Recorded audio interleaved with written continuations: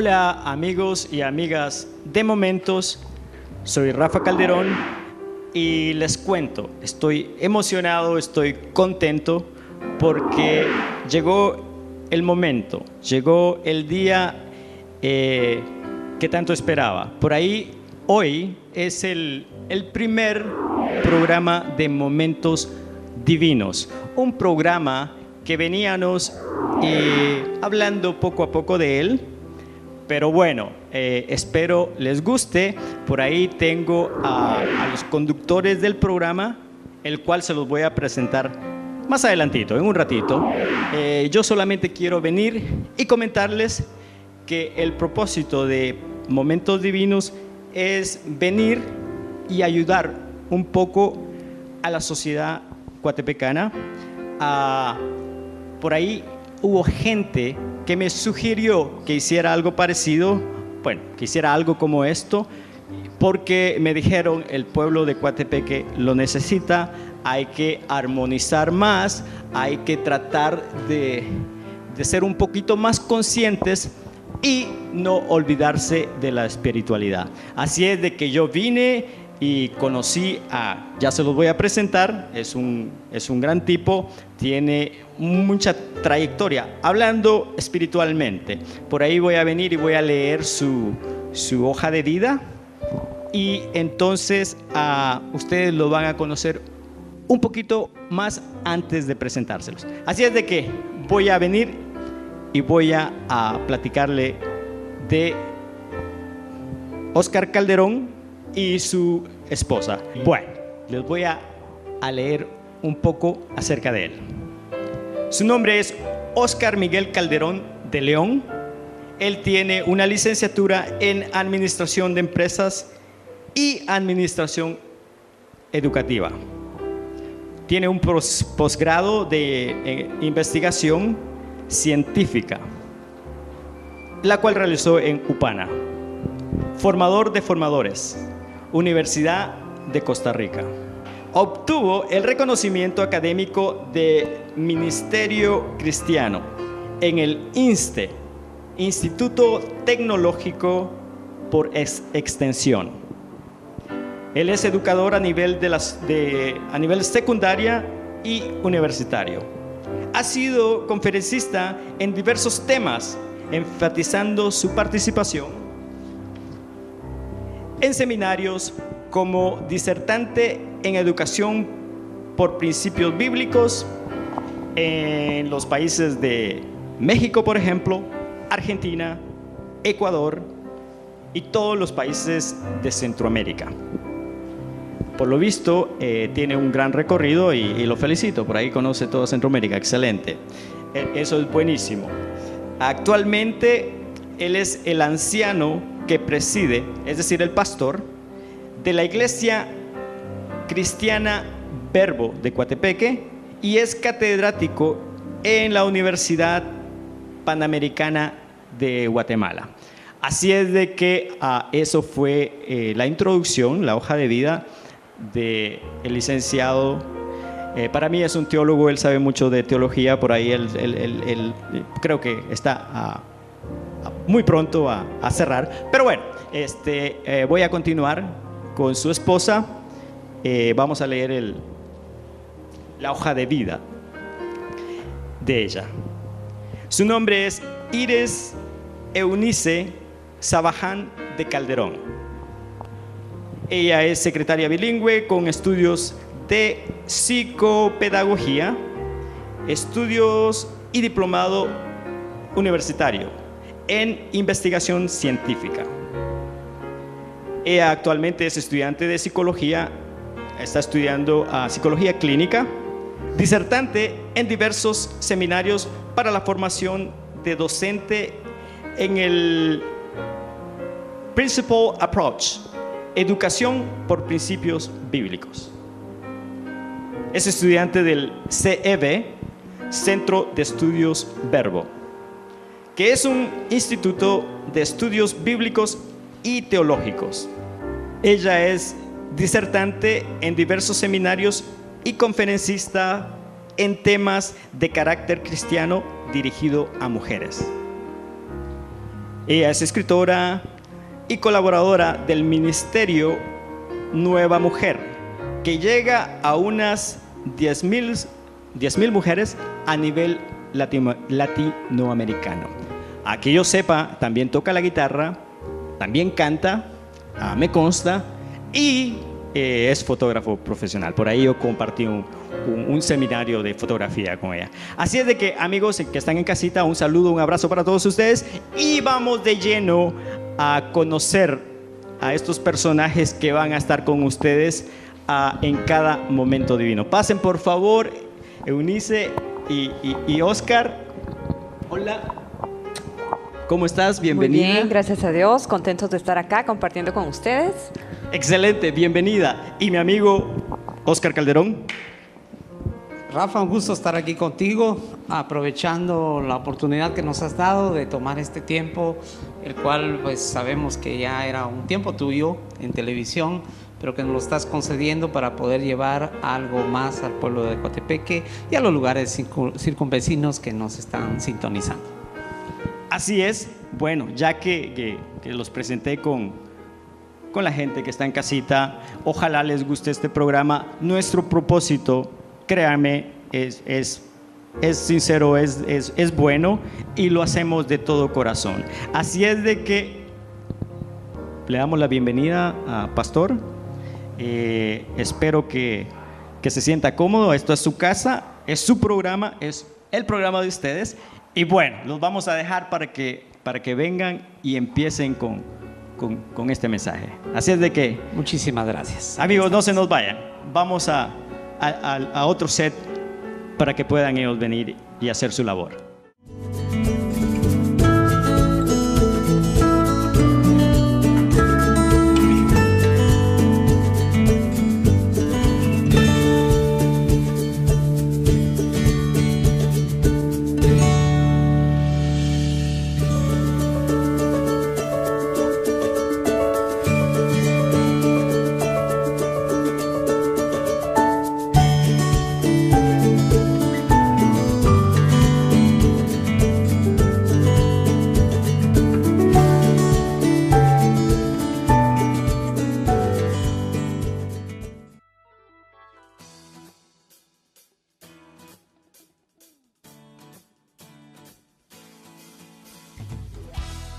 Estamos en sus hogares otra vez en este su programa de Momentos Divinos. Muy contentos, hemos preparado un tema bien bonito, bien interesante que nos compete a todos para que podamos seguir aprendiendo.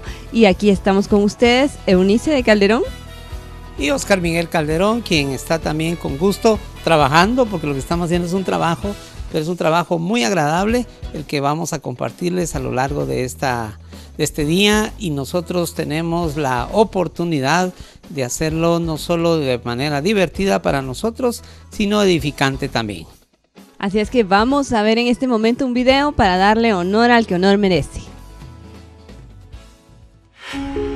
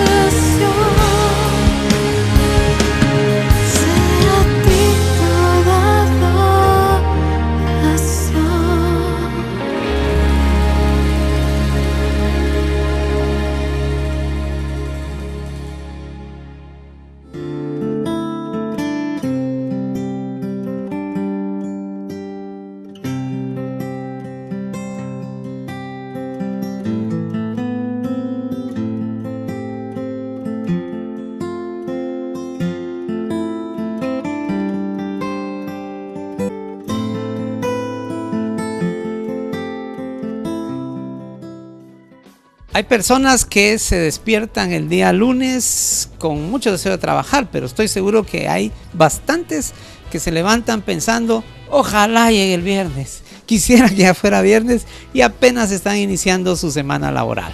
El día de hoy vamos a platicarles sobre este tema que tiene que ver con el trabajo como algo especial en cuanto a la vida de cada uno, pero a pesar de ser especial es algo que compete a toda persona. ¿Has visto este tipo de personajes o has escuchado frases como esa de que ya quisiera que fuera viernes? La verdad es que estamos bombardeados de información que nos dice ¿por qué? Porque es lunes, ya se acaba de ser fin de semana. O la información que dice gracias a Dios hoy es viernes. Y entonces la verdad, por todas partes se encuentra ese tipo de chistes donde se dice, oh no, hoy es lunes.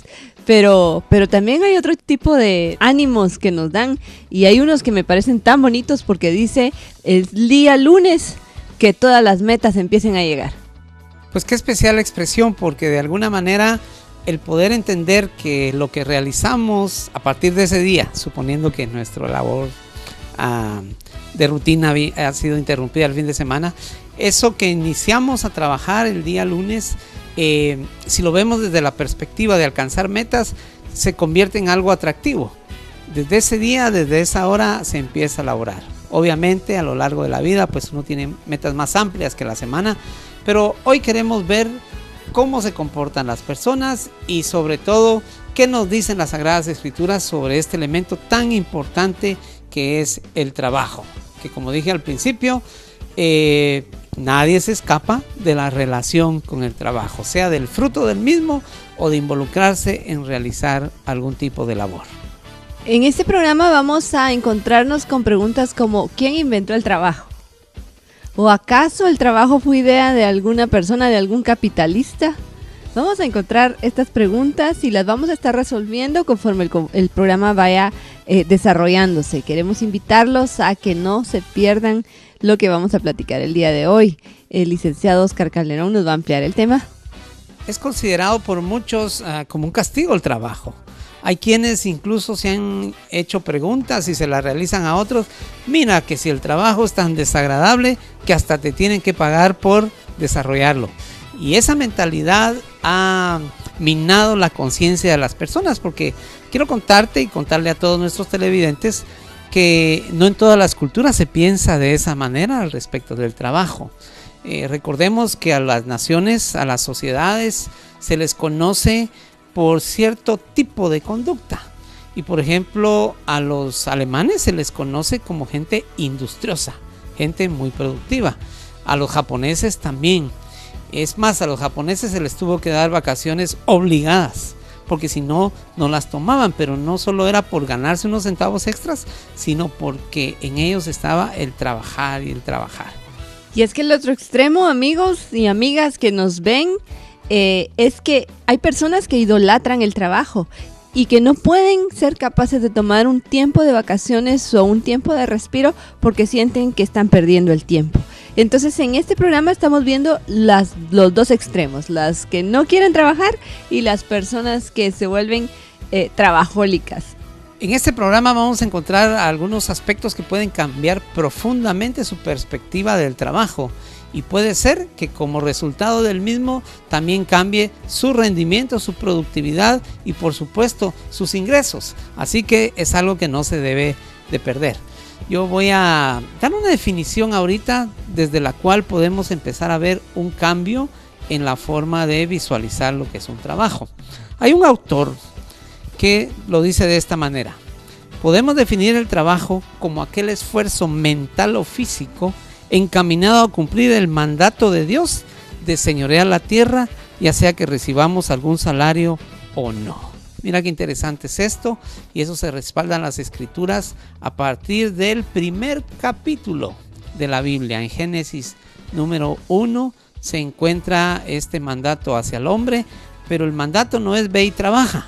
El mandato es que vayamos, señoreemos y gobernemos sobre la creación, sobre la tierra y todo nuestro entorno. Amigos de Momentos Divinos, estamos explorando lo que es el trabajo y sus extremos, pero también vamos a ver lo que son el punto de vista bíblico, y vamos en este tiempo y en este programa vamos a estar trabajando en base a 3 puntos de vista que dice la Escritura que es el trabajo. Para empezar, yo quiero decirles algo importante. El trabajo es una bendición. Mírenlo desde esa perspectiva. Perciba el origen del trabajo y dése cuenta cómo en el mismo diseño de Dios se encuentra esto.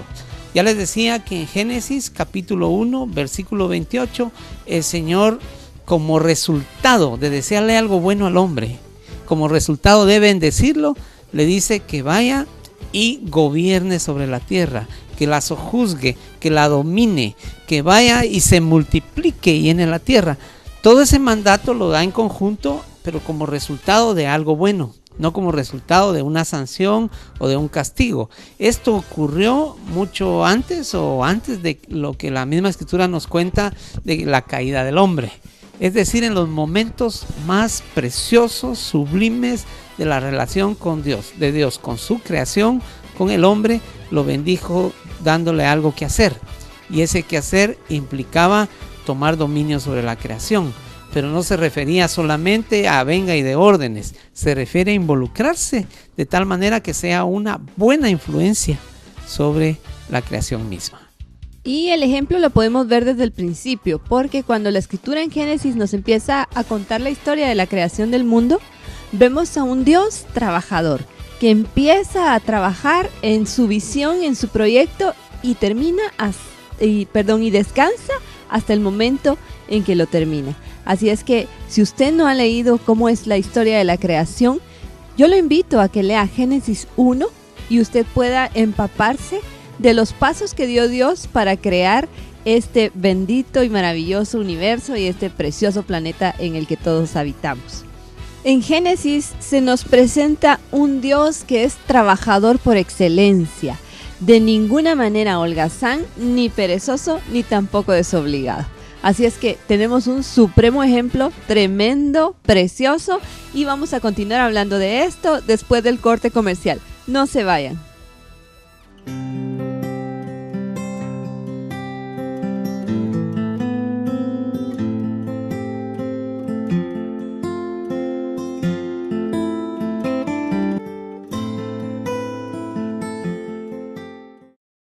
Estamos conversando acerca de que el trabajo es una bendición. Y al hablar de bendición quiere decir que se habla bien, se dice algo bueno, se da un buen deseo. Dios declaró desde el principio que el trabajo fuese así.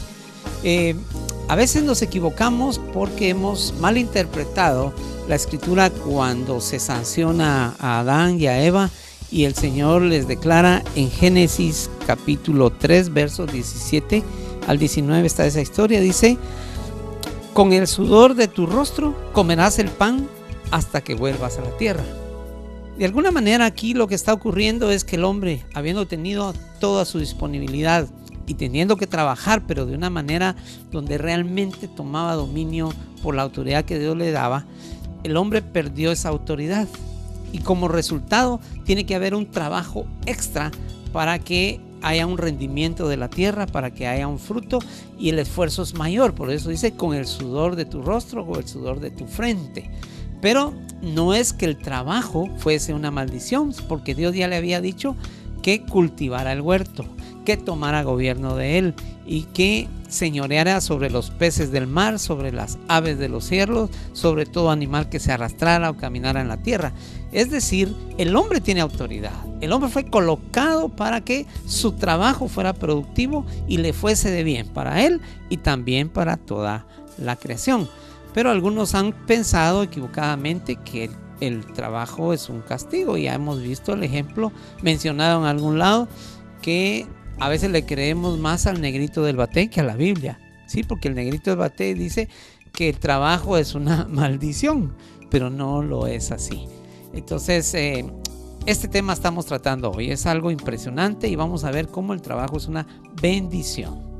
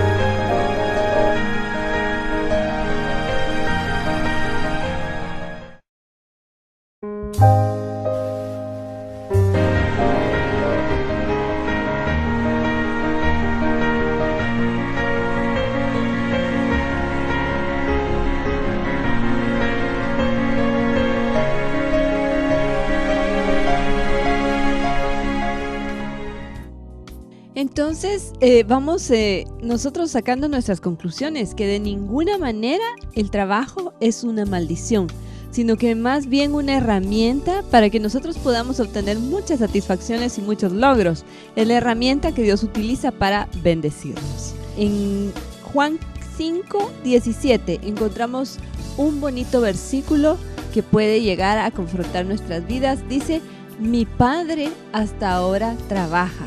Y está hablando el mismo Jesús acerca de su papá. Jesús conocía a su Padre Dios como trabajador, muy lejos de ser un desobligado y muy lejos de ser un holgazán. Su Padre hasta ahora trabaja. Los hijos nuestros saben cuando los padres trabajamos y también saben cuando los padres son holgazanes. Así es que, ¿qué pudiera decir el hijo tuyo o el mío acerca de lo que nosotros hacemos? Este versículo es bien confrontante. Estamos hablando de Juan 5:17. Mi Padre hasta ahora trabaja. Ya vimos que la Biblia también aclara en el capítulo 2 de Génesis que Dios puso a Adán, que es su imagen, era su imagen, a labrar el huerto. En el capítulo 2, verso 15. Adán no estaba de vacaciones, o sea, sí estaba disfrutando del huerto del Edén, pero lo que estaba haciendo es disfrutando de la labor, del trabajo, porque él lo cultivaba, él tomaba del fruto de lo que estaba ahí en el huerto y también lo cuidaba. Era parte de lo que Dios había diseñado para él. Pero por supuesto que después de la caída, del pecado del hombre y de la maldición, hay una consecuencia. Por eso hay una escritura que a mí me ha impresionado muchísimo y no siempre había podido entender lo que al tocar este tema entiendo el día de hoy. En el capítulo 8 de Romanos, verso 19 al 21 dice, pues toda la creación, recuérdense que estábamos diciendo que la creación fue maldita por causa del pecado del hombre y que con el sudor de nuestra frente había que hacerla producir. Dice, toda la creación espera con anhelo el día futuro en que Dios revelará quiénes son verdaderamente sus hijos. Contra su propia voluntad, toda la creación quedó sujeta a maldición de Dios. Eso lo vemos desde el principio. Y esto lo estamos leyendo en Romanos. Sin embargo, con gran esperanza. O sea, la creación desde que fue maldita está esperando con anhelos, con gozo, como algo bueno, la manifestación de los hijos de Dios, porque ya hubo una redención en Cristo Jesús. ¿Y en qué consiste eso? Sin embargo, esa esperanza, la creación espera el día en que será liberada de la muerte y la descomposición y se unirá a la gloria de los hijos de Dios. O sea, entonces, que al manifestarse los hijos de Dios, la productividad y el desarrollo puede ser diferente. Y lo curioso, amigos, es que esto se manifiesta de individuo en individuo, de persona en persona, y ya juntos la colectividad pueden hacer diferente a un país o a una nación. Precisamente yo estaba leyendo a Max Weber. Él es un filósofo que vivió a finales de los años 1800 e hizo su trabajo a finales de los 1800, principios de 1900. Escribió un libro entre los años 1903 y 1905 que hablan precisamente de este tema. Él no describe lo que acabamos de conversar, pero en el momento de entender uno este principio puede asociarlo con lo que él decía. Él comentaba que las naciones tienen un desarrollo diferente. Las naciones anglosajonas han sido más desarrolladas normalmente que las naciones latinas o que están al sur. Y lo que sucede es de que aún lo que él explica es que la palabra que tiene que ver con profesión y trabajo no se conocía antes de que fuera traducida la Biblia al alemán. Cuando se tradujo al alemán, el enfoque que se le dio a la palabra trabajo fue diferente al que se conocía anteriormente, porque aún los griegos con su filosofía, los romanos y a lo largo de la historia no habían manifestado el trabajo más que como una obligación, el trabajo como un medio de adquirir su alimento. Pero es a partir de esa época de que la Biblia fue traducida al alemán y al inglés que la gente empezó a ver el trabajo no como una manera únicamente de adquirir los alimentos y como una obligación, sino como la forma de cumplir con un llamado de Dios para tomar dominio de la tierra. Entonces el concepto de profesión del que hablan los alemanes no es el concepto de profesión que muchas veces se maneja en los países latinos, porque aquí solo se habla como un simple trabajo y allá lo hablan como un perfeccionamiento del trabajo para cumplir con la voluntad de Dios. Así es, entonces ya tenemos una nueva herramienta, un nuevo conocimiento para podernos desarrollar mejor. Vamos a pasar al punto número 2 y es que recuerden, amigos, que estamos explorando 3 verdades bíblicas acerca del trabajo. La número 1 es que el trabajo es una bendición y la número 2 es que el trabajo es una obligación. En el libro de Segunda de Tesalonicenses, la carta a los Tesalonicenses, capítulo 3, versos 6 al 12, el apóstol Pablo exhorta a los holgazanes para que realicen una labor, para que trabajen, porque en Tesalónica había mucha gente desordenada en su forma de vivir. Y precisamente fue la revelación del evangelio a ellos y las instrucciones de Pablo y los demás que les predicaron la que los llevó a conformar una sociedad más productiva y más desarrollada, porque había mucha gente que no trabajaba y los que se unían a la iglesia, como en la iglesia existía la benevolencia y el compartir el alimento y aún el techo, algunos no querían hacer su responsabilidad. Y Pablo declara entonces el segundo aspecto acá: el trabajo es una obligación. Y dice en ese mismo capítulo, en el verso 11, que trabajen sosegadamente para comer su propio pan. Esa es una instrucción que se da. Y a raíz de eso, dice en otro versículo, el que no trabaja, que no coma. Yo creo que es una aseveración muy fuerte, pero que es funcional y tiene que ver con los principios bíblicos. Es cierto, aseverarle a alguien que si no trabajó, que no tiene derecho a comer, es algo muy, muy duro. Pero es una realidad que todos de nosotros deberíamos estar conscientes.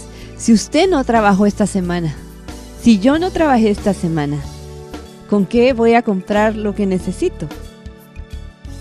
No podemos pretender vivir de la ayuda de alguien más o la ayuda del gobierno todo el tiempo, porque entonces estamos siendo piedra de tropiezo para muchos y aún para el país.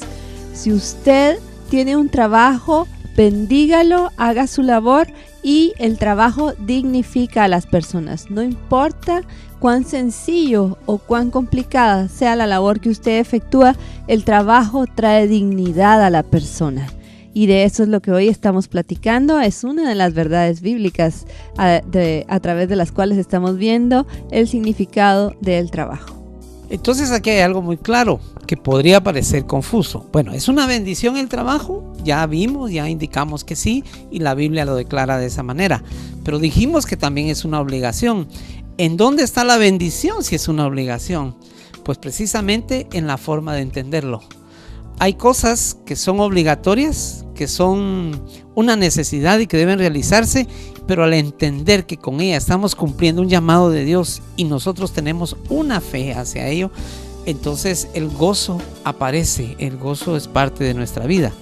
Ya dijimos que si alguno no quiere trabajar, que tampoco coma. Eso fue lo que dijo el apóstol Pablo. Pero lo que debemos entender es que por medio del trabajo logramos señorear la tierra y ganar nuestro sustento.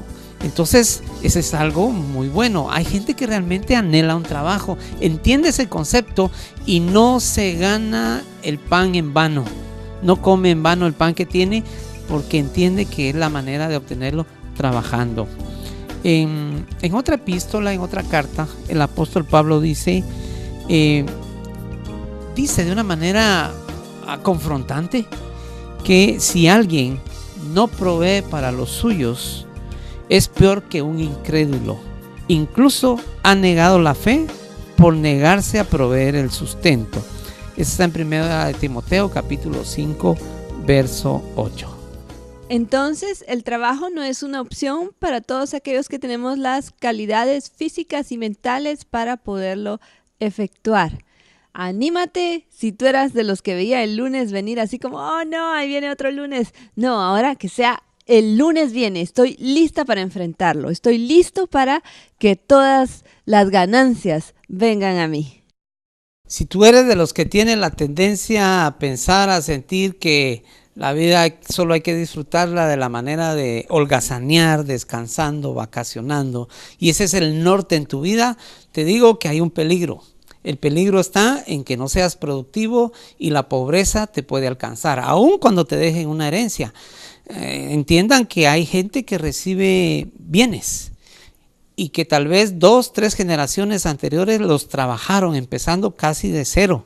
Lograron grandes capitales, pero resulta que los papás queriéndote cuidar te dieron tanto que fue para ti difícil cultivar un hábito de trabajo y en 1, 2 o 5 años te puedes terminar todo lo que tus papás cultivaron a lo largo de mucho tiempo. Si esto es así, si ese peligro existe, debemos entender 2 cosas. El trabajo es una obligación, pero ¿obligación para qué? Porque ahí es donde viene la confusión si es agradable o no. Es una obligación para agradar a Dios. Si tú quieres agradar a Dios, realmente debes buscar trabajar y hacerlo de buena manera. Y recordar que es una bendición y que el primer ejemplo nos lo da nuestro Padre Celestial. Dice la Escritura que hasta el día de hoy nuestro Padre Celestial trabaja. Y el Señor Jesucristo, cuando estuvo en la tierra, trabajó como carpintero. Lo hizo a la par de su Padre terrenal y seguramente lo discipuló, le enseñó, le hizo que trajera, que llevara, que serruchara. Y él lo hizo con mucho gusto. Y cuando dejó esa labor y se dedicó a su ministerio, ese ministerio era un trabajo de tiempo completo. Entonces, aprendamos de todo esto. Realmente vale la pena trabajar. De las cosas interesantes que vemos en la vida es que regularmente a la persona que buscan para trabajar más es a la persona que ya está ocupada trabajando. Es difícil que alguien busque a una persona holgazana, a una persona que está sin nada que hacer para que les haga un trabajo. Así es que si estás esperando que algo te caiga del cielo, allí te vas a quedar esperando. Mejor tú te levantas y buscas qué hacer, porque Dios nos quiere diligentes, nos quiere activos y nos quiere muy inteligentes. Así es que vamos a terminar esta parte del programa hasta acá, pero nos vemos después del corte comercial. No se vayan.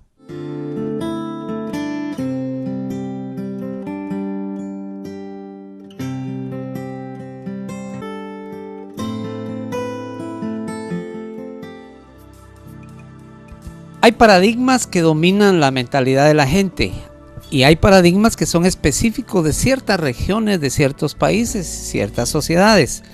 Por eso es que es difícil a veces entender para alguien que ha recibido por años la enseñanza, la retroalimentación de que el trabajo es un castigo, entender que es una verdadera bendición, es un motivo de alegría, de gozo y que a la vez es una responsabilidad.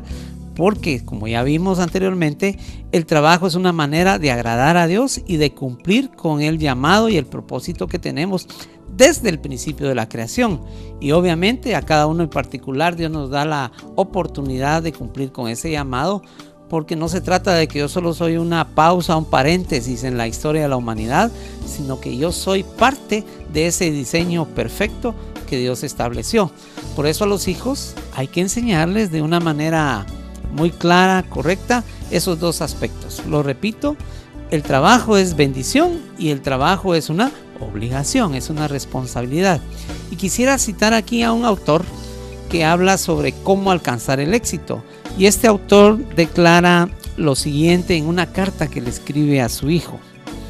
Querido hijo, lo que voy a decirte en esta carta es de tanta importancia que si no tuviera seguro de tu atención, te lo requeriría y te pediría que prestes atención a la misma. Quiero referirme al trabajo, a la manera como debes llevar a cabo las tareas inherentes a las diferentes actividades de la vida. El éxito o el fracaso dependerán en gran parte de tu actitud ante las obligaciones de la vida y las que ella vaya imponiéndote, y del espíritu con que encares las actividades y trabajos que debes realizar. Cuando habla de ese espíritu, está refiriéndose a ese ánimo pronto, a esa actitud que debe tener hacia el trabajo. Pero voy a complementar esta lectura y dice: ante todo, permíteme que te diga que a menos que cumplas con ciertos principios referentes al trabajo, hallarás que el éxito a que aspiras se hará cada vez más lejano. Por lo tanto, debes estar dispuesto a colaborar en la búsqueda del éxito con un incansable empeño y una seriedad constante en las tareas que tengas que cumplir. Y finalmente en esta parte dice: no se te ocurra jamás dejar librado tu éxito a la casualidad. Así lo hacen muchos. Confían en que de una manera u otra las circunstancias se encargarán y se encadenarán para que ellos logren lo que esperas. En otras palabras, confían en que la suerte los favorecerá y en que un buen viento, del cual no saben ni cómo, ni dónde, ni de dónde vendrá, soplará y los conducirá a buen puerto. Esas casualidades no existen. Sí existen las circunstancias de apoyo, sí existen las circunstancias que nos favorecen para llegar a ciertos lados. Y la mano de Dios está presente para bendecir lo que hagamos, para bendecir lo que sembremos. La Biblia dice que uno siembra, otro riega y Dios da el crecimiento. Pero ¿qué crecimiento va a dar Dios si no hubo siembra y no se regó la plantación que hemos sembrado? Entonces, esta exhortación la hago para que se la transmitan a sus hijos, y si tú eres joven y estás en un proceso de crecimiento, de formación, te digo, es una bendición poder trabajar y debemos hacerlo con anhelos, debemos hacerlo con esperanza, porque el que siembra, siempre siembra pensando en la cosecha que un día va a tener. Entonces ya llevamos 2 verdades bíblicas acerca del trabajo. Vamos a llegar hasta la tercera. La tercera dice: el trabajo es un acto de adoración. Esto se refiere a que nosotros de diferentes maneras vemos al trabajo, lo vemos como una herramienta para proveer nuestras necesidades o para proveer las necesidades de otros, pero nunca se nos podría tal vez ocurrir que el trabajo es una manera de exaltar el nombre de Dios, que nuestro trabajo puede ser utilizado y debe ser utilizado para bendecir al Señor. En el libro de Colosenses, el apóstol Pablo escribió el capítulo 3, versos 22 al 24, y lo voy a leer en la traducción del lenguaje actual. Dice: ustedes, esclavos y esclavas, deben obedecer en todo a sus amos aquí en la tierra. No lo hagan para quedar bien con ellos y solo cuando los estén mirando. Más bien, háganlo con sinceridad y con respeto al Señor.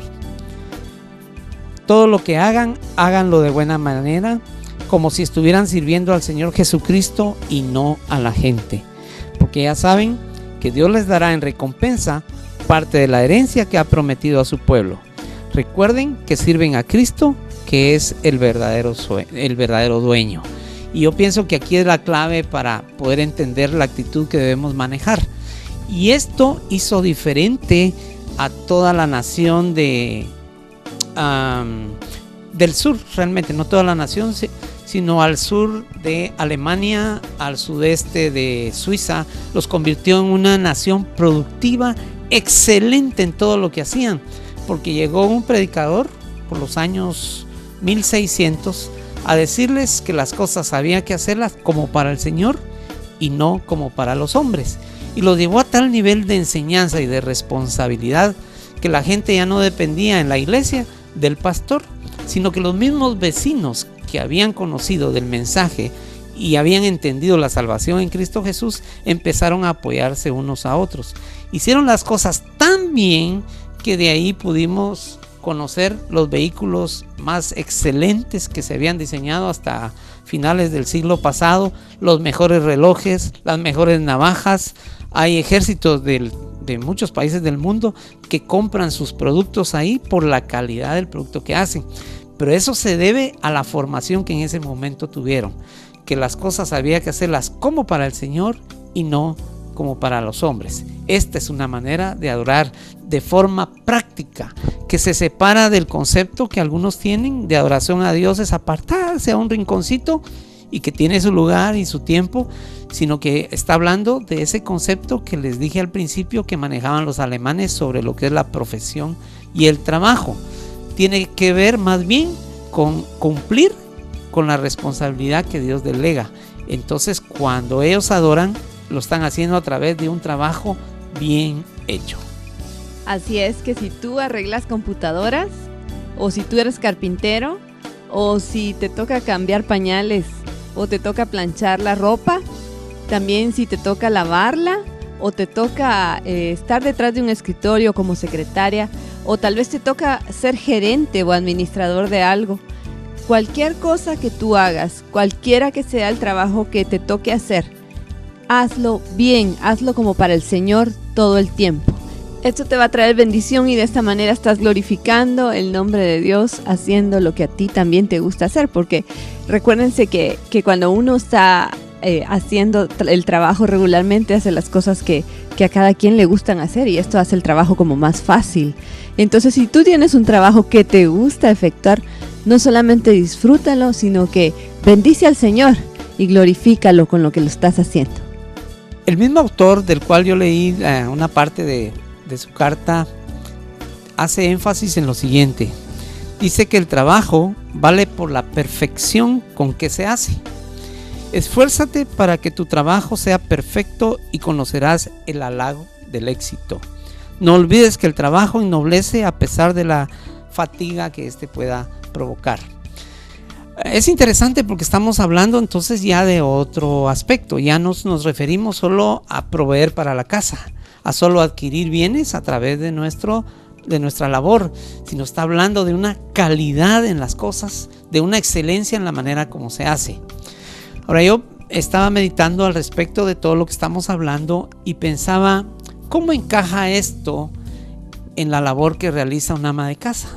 Porque en los últimos años se ha menospreciado un poco la labor del ama de casa, y algunos dicen, ay no, si la tienen solo para atender la casa, hablando de la esposa, ¿verdad? Como que fuera algo indigno o algo de menos categoría que el trabajo que hace una mujer cuando se gradúa de una universidad y se dedica a desarrollar esa profesión.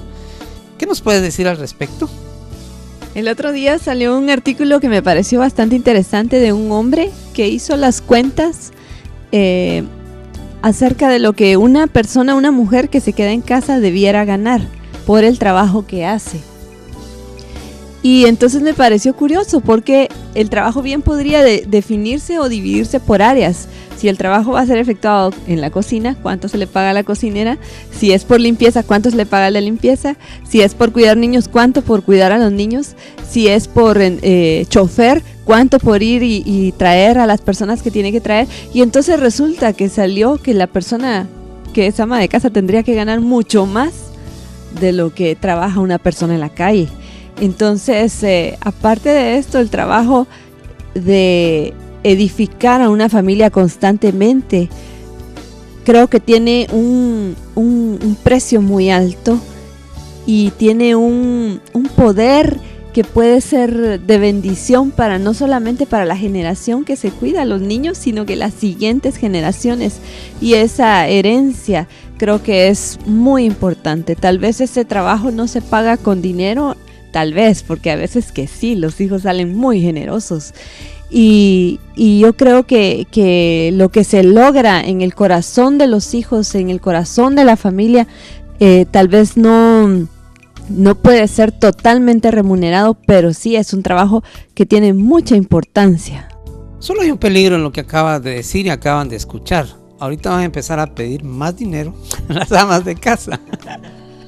Mira, yo creo que es algo muy bonito lo que acabamos de escuchar, porque estamos hablando de la dignidad del trabajo. Y a veces se comete el error de pensar que ese trabajo que se puede hacer en la casa, que quizás no necesita un grado académico para poderlo realizar, no es de mucho valor o de mucha cuantía.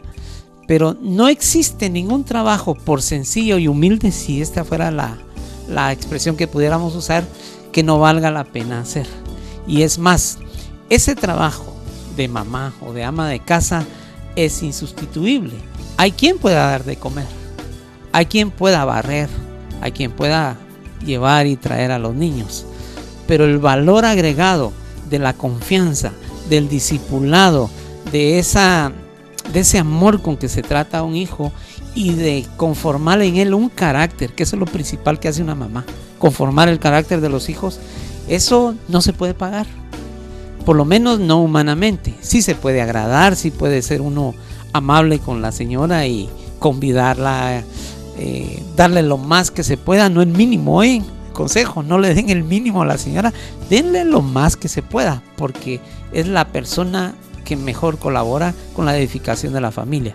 Pero hay algo más importante: Dios no se queda con nada. Así que toda dama que dedique tiempo a su casa, sepa usted que es el mejor trabajo que puede estar realizando, edificando una familia y bendiciendo a toda una generación de los que han de ser productivos en esta nación. Vamos a llegar hasta aquí con el tema. Hemos cubierto bastantes aspectos, yo creo que ha sido una bendición y esperamos en una próxima oportunidad seguir con otros elementos sobre lo especial del trabajo. Nos vemos, amigos. Hasta la próxima. Va a ser un gusto tenerlos con nosotros. Esperamos que hayan disfrutado del programa de hoy. Sean ustedes edificados y a trabajar con mucho ánimo y con muchas ganas. Hasta la próxima. Hasta la próxima.